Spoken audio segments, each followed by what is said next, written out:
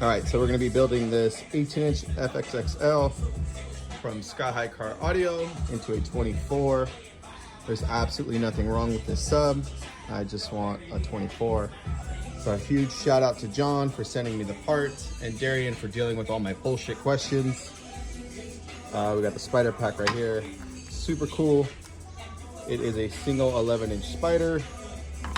I have never assembled a 24. I've done a lot of 21s. Full carbon cone treatment, just like my 15s. Yeah, here we go. All right, if you guys don't have one of these when building speakers or anything like that, definitely get one.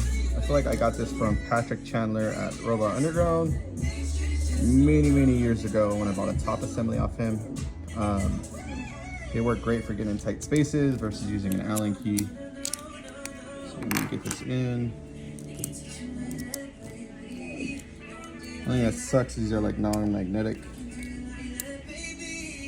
They don't hold on very well to the bit. I'm trying to get it into the hole. Got it in. So all we're gonna do now is just break this loose. I use CA glue in all the screws.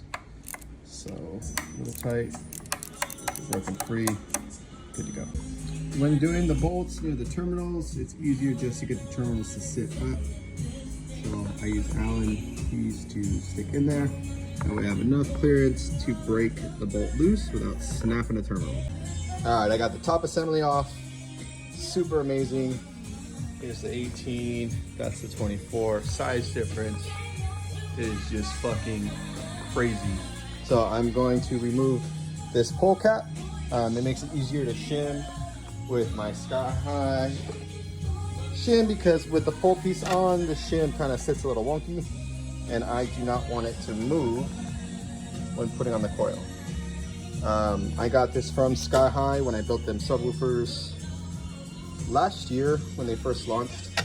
So if you got the first round of Sky High subs, more than likely I built them along with a few others, but we're ready to get started. Okay, so I might get away with just leaving the pole cap on. As long as I don't move it too much, it sits pretty flush. That coil sits pretty nice in that gap. Never mind all the dust, I'll clean it out.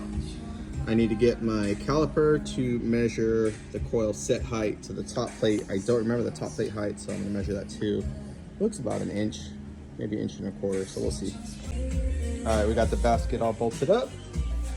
Clean the gap since it was freaking dirty. I got my coil marked up. I'm gonna set it on the top plate height. Pretty freaking slick. Time for a dry mock. We got the spider assembly dry mock up. A little bit of an issue with this spider adapter. Terminals don't exactly line up to the leads. It's not that big of a deal for me. It'll look a little funky, but that's the only way to get the spider to sit, because if I rotate it just a little bit, the leads end up like way over here.